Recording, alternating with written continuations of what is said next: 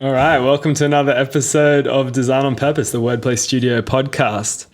Hope you've enjoyed all the episodes. If you have listened to any of them so far, this is episode 5. But by the time, or actually, as we record this one today, we actually just released the first episode. So I hope you've been enjoying. And we've also set up a few new social media channels. So you can find this podcast, if you haven't already, obviously, on YouTube with Design on Purpose podcast. And also we've set up a TikTok, Design on Purpose, at Design on Purpose on TikTok. We're going to put some of our favorite clips and things like that on there, and, follow Gary Vee's advice and pump the TikTok for, from here on out.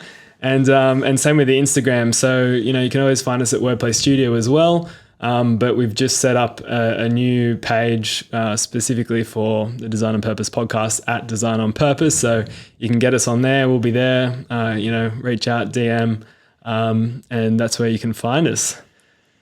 And it's also Tom's birthday today. So happy birthday, Tom. Thank you very much. Well, in fact, it's the big 3-0. Yes, the big 3-0 today. Thank you very much. It's, it's cool because what is it? 4 days earlier is WordPlay's birthday too. So it's kind of the birthday season right now for for us both in a way.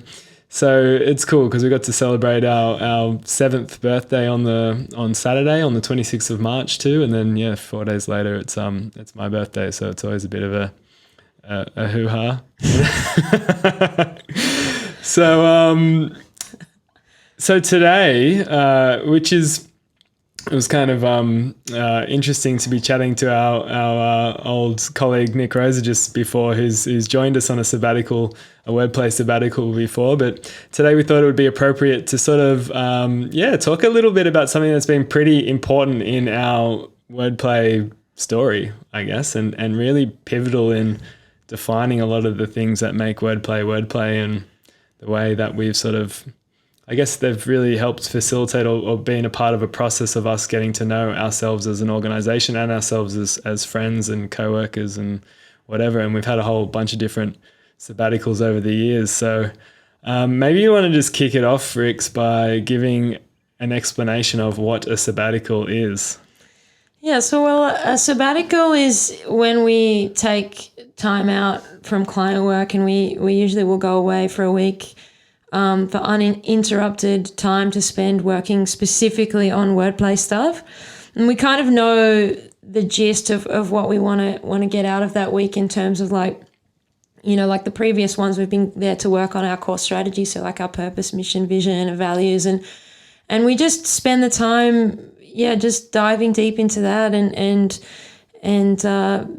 it's an emergent process. We don't go there with a complete agenda or anything. We just kind of know the gist of what we kind of want to get done, and then we get there with our team, and we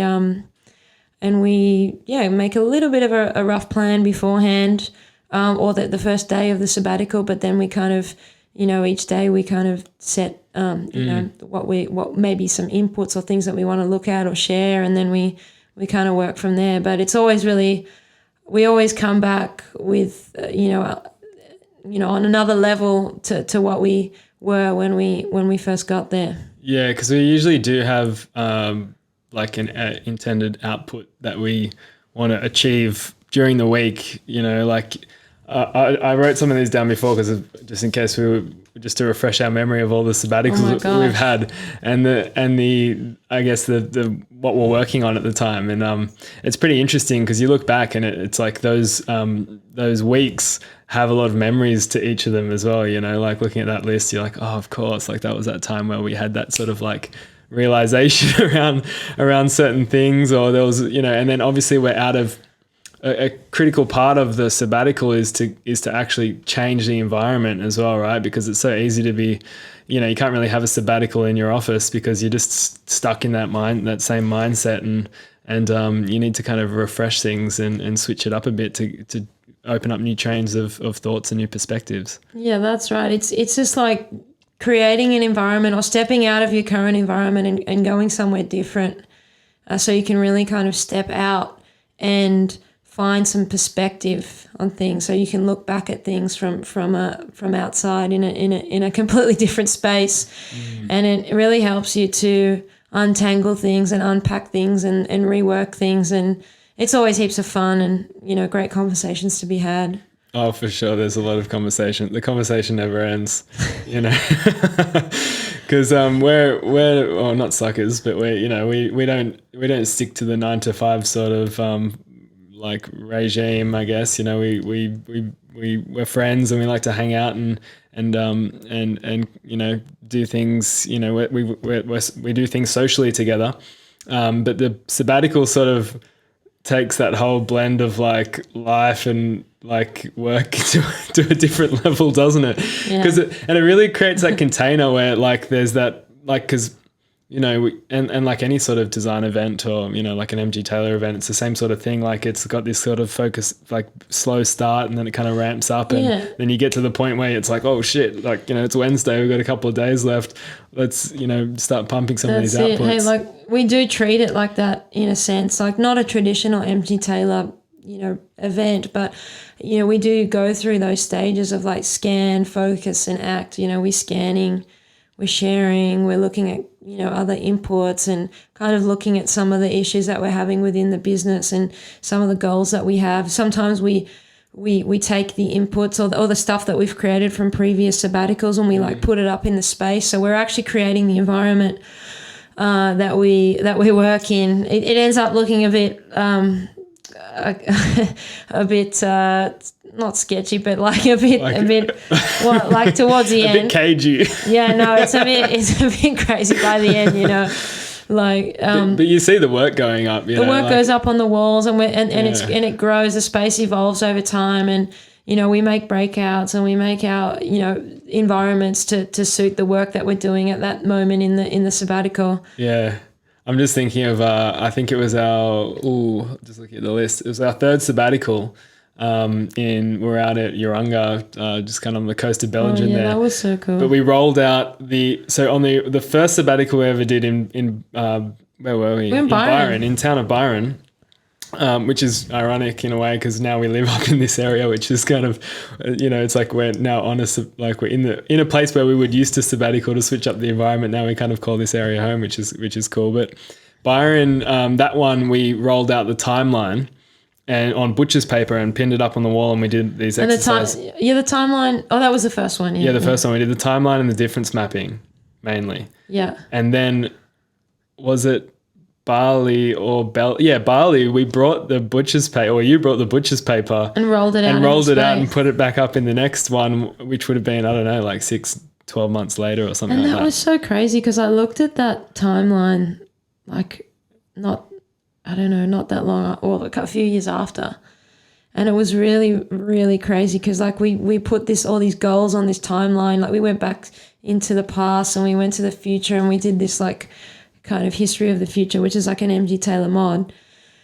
And we put like these really specific things on there. Do you remember? And there was one post-it note that we put on there, and it was we got a beer company as well, Beer Creative, and we brewed like 72 kegs of Einstein. And this was like before we had our license or anything like that, our liquor license. Yeah.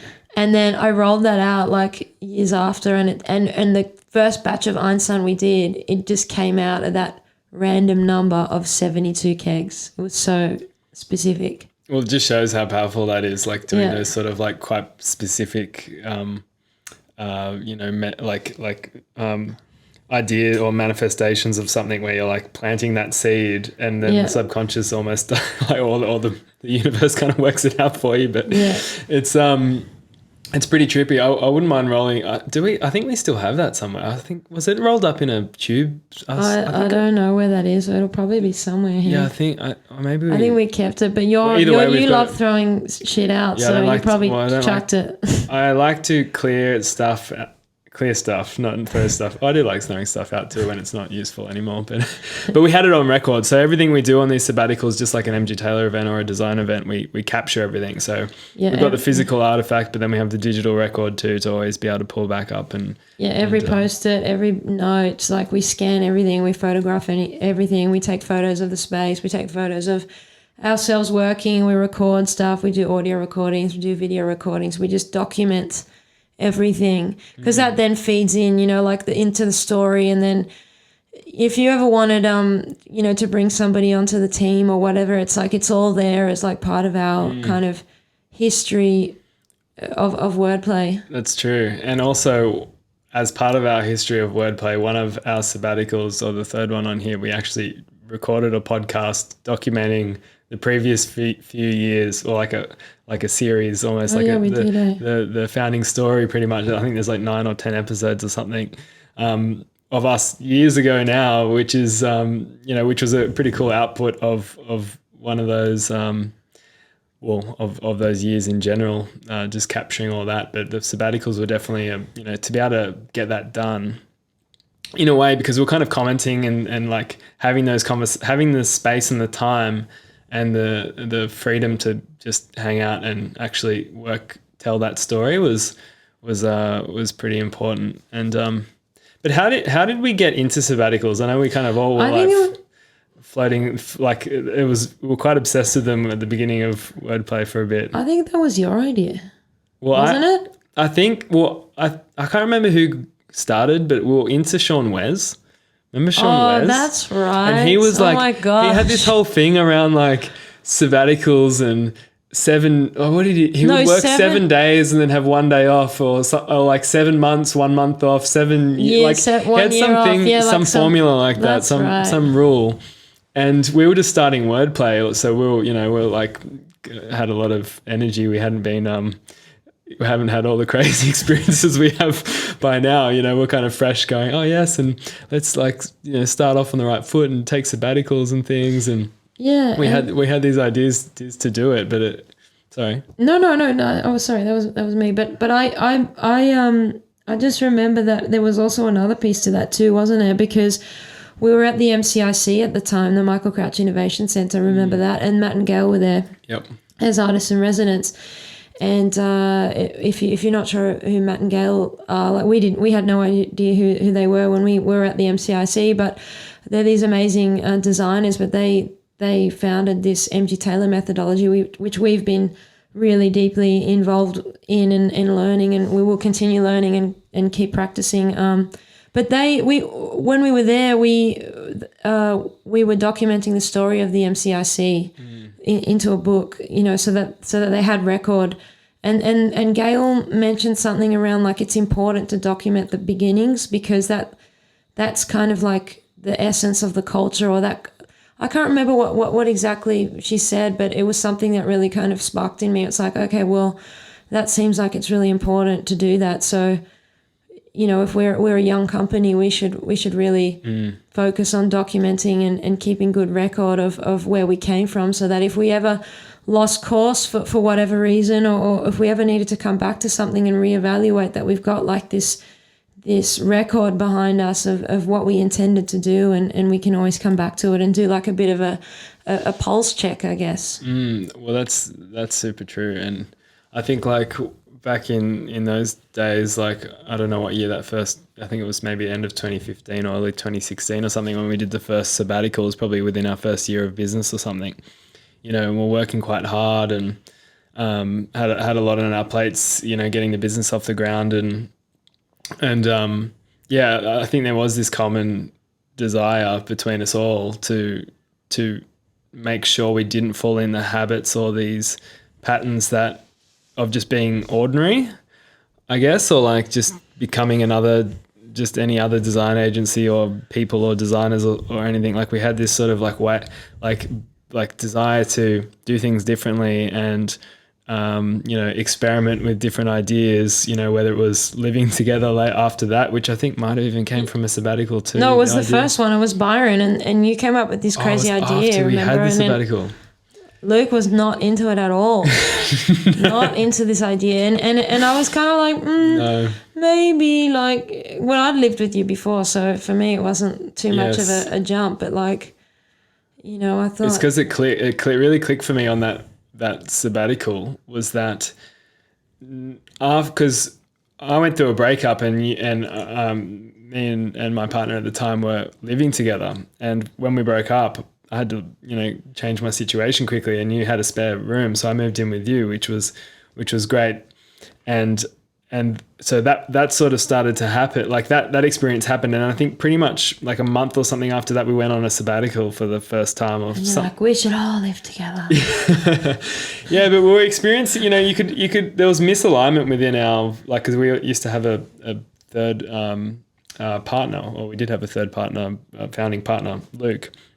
And, but we could just sense, like, I could, I was sensing misalignment, and then when we went on a sabbatical together, which was probably a pretty like, I don't know if it's a stupid idea or great or whatever. It was like I just realized, I was like, oh my gosh, like living together is like the ultimate test. It's a test. Yeah. Which it is a test, but it's interesting to see where we are now. Like we're living together now as mates and business partners and everything, and it's because how can you really go through it? Like, if you can't live together, how can you run a company together? Well, that's exactly how I was seeing it, because I was like, if you can live together, you can do anything together. That's how I was sort of picturing it, because when you live with people, you can't, like, all things come out, whether it's your best mate or whoever. Like, you see a whole new side of somebody, well, they would see a whole new side of you as well. You're like living together. There's no exit. so it was but it's interesting because obviously now we're like, I'm sure if we never chose to do that, like how different Wordplay would be today. I wonder. And obviously it's not like an encouraging thing to say that everyone should or should not do this. Like our story is quite unique. Yeah, and we're unique in that way. Yeah, you don't want to just be doing that just because you heard it on this podcast or something. Don't just go for it. But definitely, like, the value of sabbaticals, I think like they meet a lot of those sort of or they conjure a lot of those same sort of that stickiness when you spend time together working on something, and you're stepping away from the day-to-day to focus on something that you're all really caring about, and something that is hard. Like you're leaving with this intention to get X or Y done, or get aligned around these things, and integrate that into an experience where you're out in nature. Like, that's another thing that we like to, I guess, plan around our sabbaticals, is like where we're actually going. And it usually has something, whether it's before or after, it becomes like an integral part of our story and our memory. True, yeah. It is good. We haven't done one in a little while. I think we've probably just been on like before COVID, pretty much. On permanent sabbatical. But yeah, like I think they've been an integral part of our business, and yeah, like you're saying, I don't know where we would be if we hadn't been doing those. And I think we're pretty ready for another one sometime soon. Yep. And we already kind of have flagged a few things that we want to kind of work on, and we know we want to do our BHAG, which is our big, hairy, audacious goal, because we've got our core strategy, and we love that scaling up book that's on the shelf up there, and there's a piece in there around hedgehog companies, Jim Collins from Good to Great, and yeah, we haven't really ever articulated what that is. What's that big 25-year to 40-year goal that we want to, be the best in the world at? And I think we have an idea. And we wouldn't have been able to really answer that question, I think, when we first started. We didn't have enough information, when we didn't know we probably ourselves. Would have said something that would have been totally off mark. Or yeah, like we didn't know ourselves as well as we do now. And we didn't know the kind of the depth of work or what we were really capable of, or I think we have a lot deeper understanding, and now we're kind of ready to do that to do that BHAG piece. I think that it's like, I don't know if naivety is the right word, but there is this, like, when you do something for a long time, like your whole perception of it shifts so much. Like when we started Wordplay, we had these still big ambitions and things, like within ourselves, and with talking to each other, like, okay, let's get together and do this. But 7 years later, it's like, how many times have the goalposts shifted, and how much new input have you had into your life and into the business, and new information and new knowledge and new experiences and all this stuff, but by then it's like your whole worldview is completely different 7 years later, or even 1 year. Like at the moment, it feels like every few days you're like, holy shit, what's next? But it just shows, and it's going to be really interesting because we have been documenting this process, whether it's through the sabbaticals or even this podcast is going to be really interesting to see in 10 years, 20 years. Well, maybe we'll be doing this in the metaverse next week. Who knows? Oh no.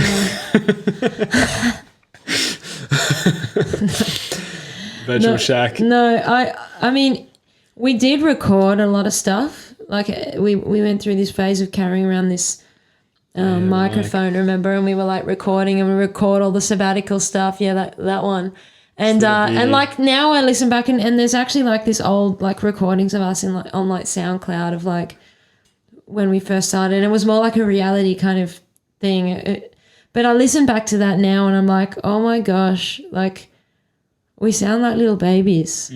And like how much you can grow in a few years' time. Even your voice, you hear your actual voice, your own voice, and you're just like, oh, what the? Like sounds like younger, and you're like, wow, like which is cool because you see the growth, but it's also kind of trippy because you're like, oh my gosh, wow, we're changing quickly. But then there's also these similarities or like these truths, right? That you're not really straying from. They're like your real intent and your purpose and the vision in terms of like what we were really wanting to do with our lives and the business. Like I don't think that's really changed.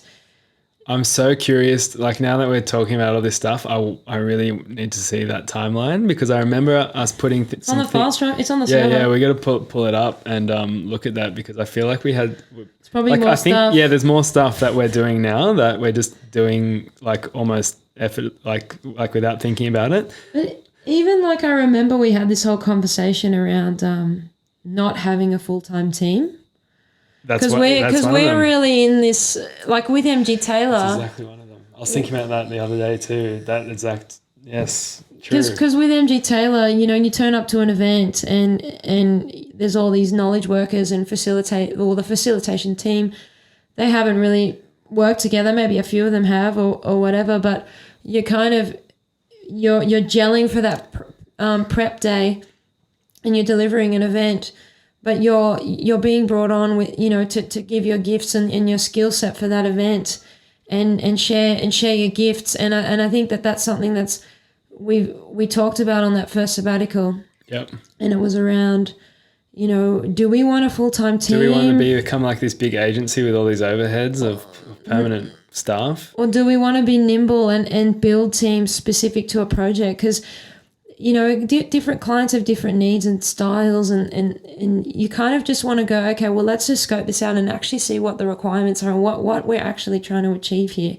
And then build the team specific to deliver that. And it just allows for a bit more flexibility. And we have such a great network now. And I think over the last 7 years or so, we've been building and a lot of that's had to do with MG Taylor, but we've got great network of friends and creatives and designers that we've even met through uni that have all kind of been continuing on with their craft and pursuing their own aspirations. And it's super interesting because obviously like going back to us, maturing with wordplay and as individuals, that's it. Like you're starting to see everybody sort of mature in these different ways out in the world, and then they're all you might have met back in the day or at school or whenever, and it's so cool to see people's like these crafts sort of get honed over the years. Yeah, it's really cool. And then them realizing how to everyone's kind of building their own sort of network of how they're doing their job to get the most out of it and do the best job.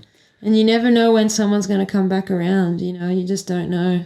No. So I'm just trying to think of the timeline again. I feel like we wrote something on there around like a festival or a conference or something along those lines. Let's take a look at it sometime. We can look at the timeline. I'm super intrigued. But what about the sabbaticals then? Like, because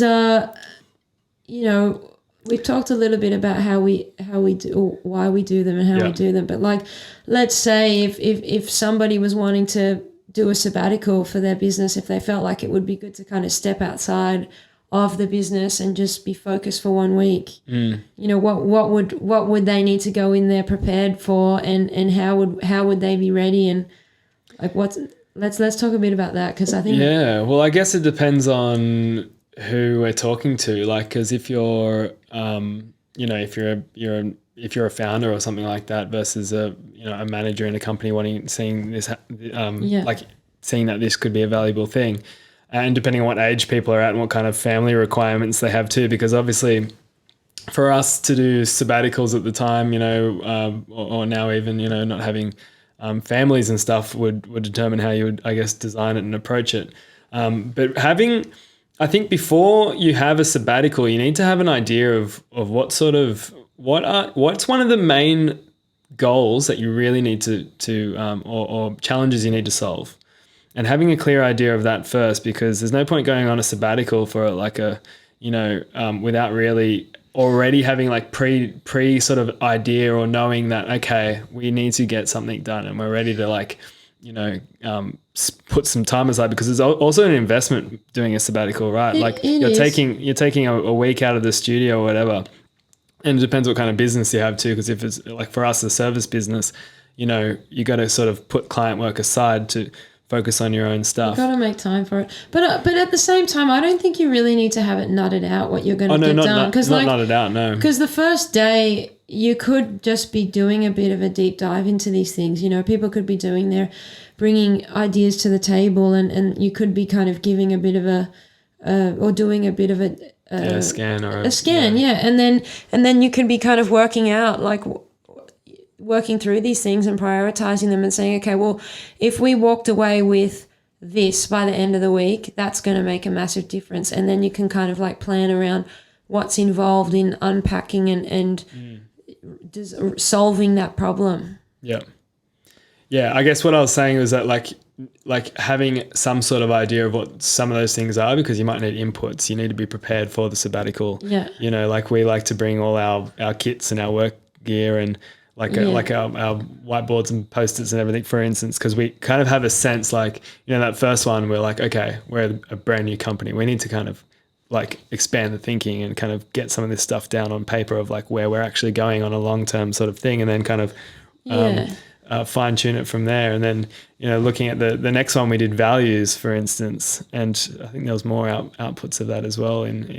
You want to be prepared to respond to what's emerges in that time that you're having those conversations, and you want to be prepared to document and capture the work. That's and have tools for people to go off and do the work. And I think it's just really about making the environment work for the work to be done.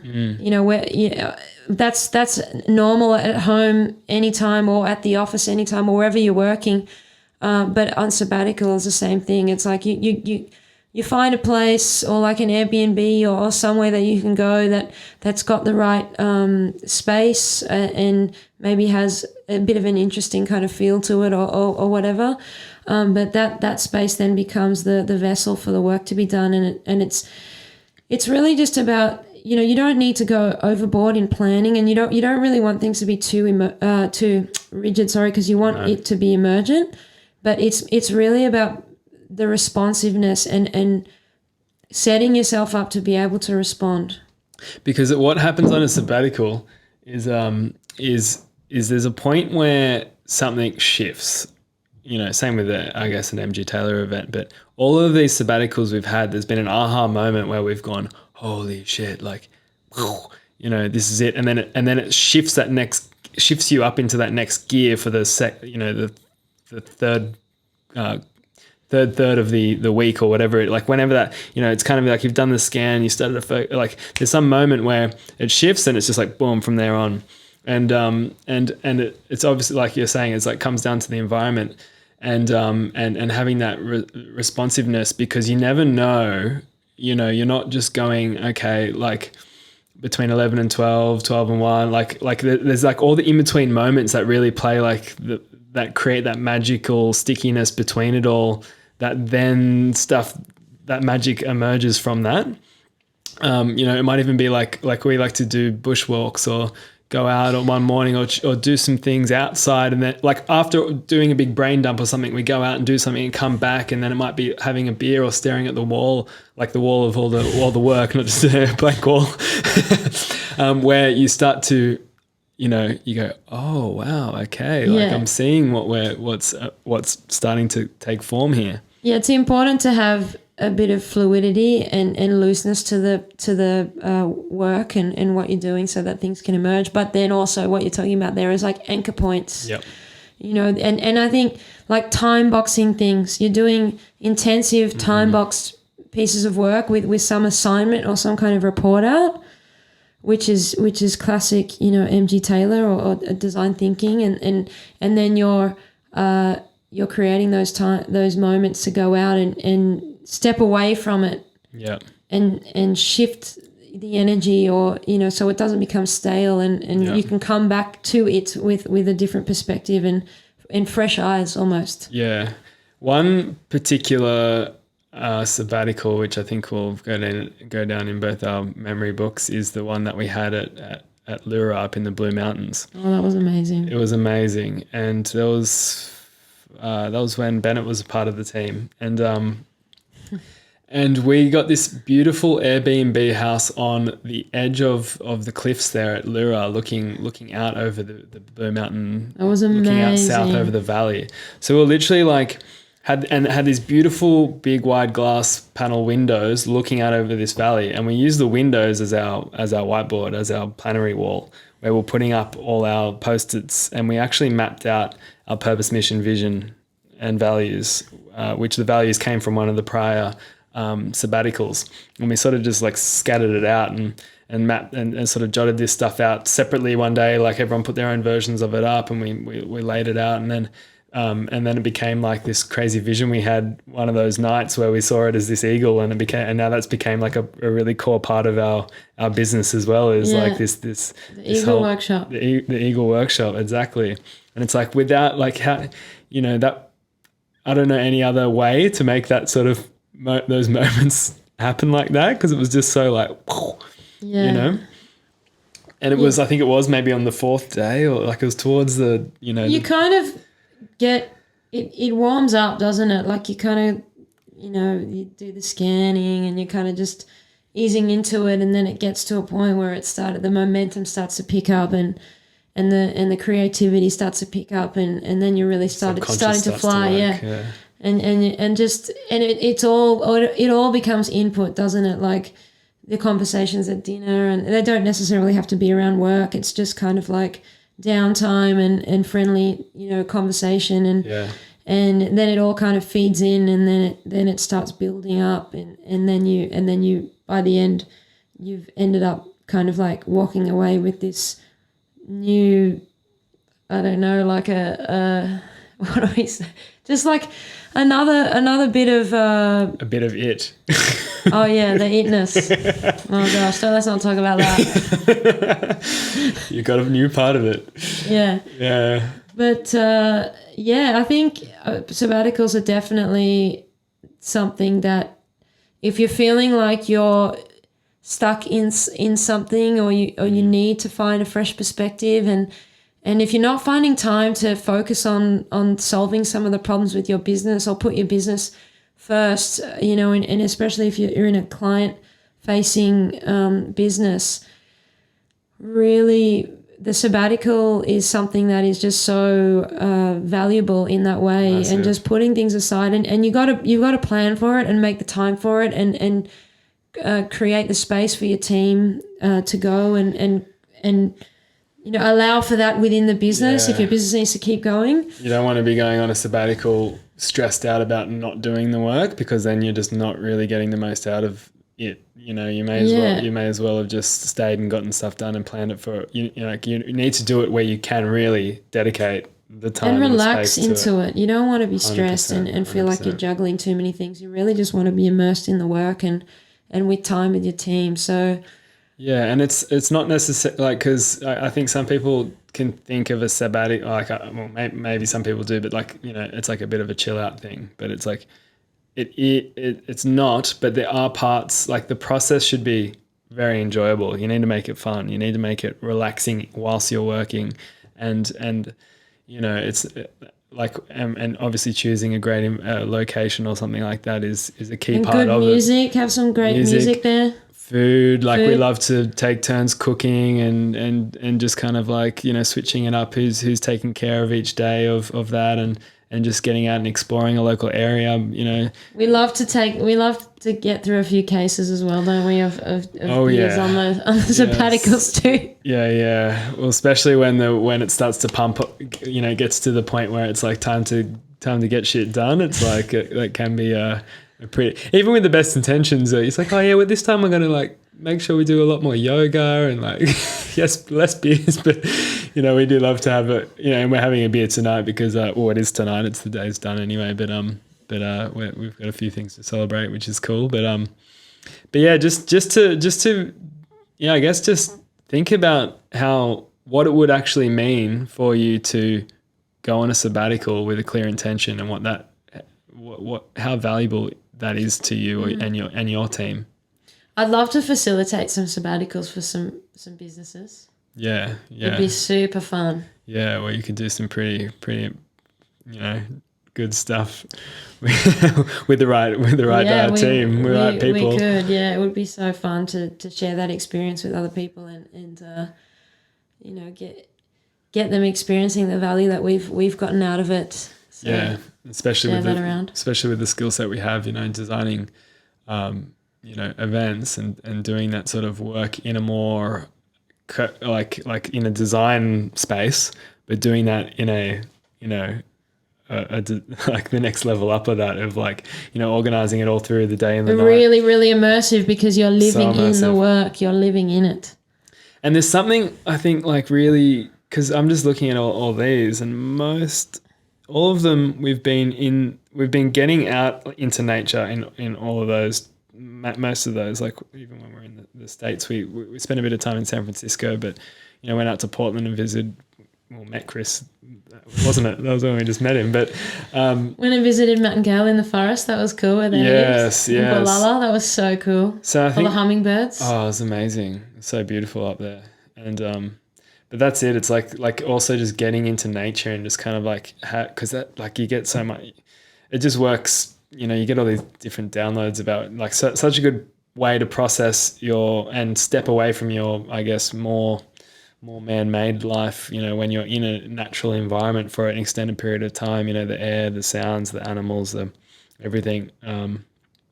It can really help to just, shift and see things differently and be very relaxed and grounded, help you see clearly as well to do that kind of work. So, yeah.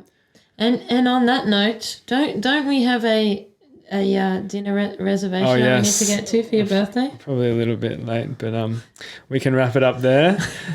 We could probably talk on and on and on and on about sabbaticals. We could, yes. And I think, like if anyone has any questions around sabbaticals and if they want to know anything more about how that works, and please, make a comment and ask the question, because we can definitely maybe do something more specific around that. Or you can hit us up in the YouTube comments, and as we said, DMing us. And also, if you've had any sabbaticals and want to share a little bit of insights of what you've experienced and what you've got out of sabbaticals yourself, whether you're an individual, I know that people kind of do stuff like that to write books or do specific deep work sort of things, or, and then there's, we've also experienced some companies going on some pretty funky adventures with their teams for all hands. All hands, yeah. So it's super interesting. Like, we're super keen to hear about